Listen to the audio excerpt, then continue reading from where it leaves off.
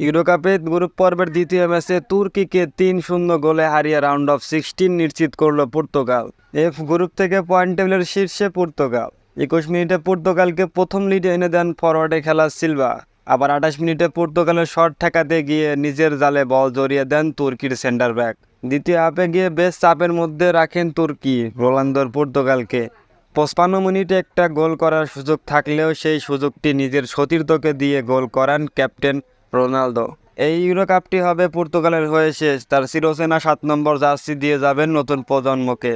এই ম্যাচটিতে তুর্কি ১১টি শট নিয়েছেন, তার মধ্যে পর্তুগালের গোলকিপার সেভ দিয়েছেন ৩টি। তুর্কি ৯টি কর্নার কিক পায় কিন্তু একটাও কাজে লাগাতে পারেননি। রাউন্ড অফ 16-এ বি গ্রুপ থেকে স্পেন, এফ গ্রুপ থেকে পর্তুগাল, কিন্তু তাদের প্রতিপক্ষ কে হবে এখনও নিশ্চিত করা হয়নি। গ্রুপ পর্বের ম্যাচগুলো শেষ হলেই কিন্তু শুরু হবে রাউন্ড অফ 16। সব মিলিয়ে ভালো ফর্মে আছেন পর্তুগাল।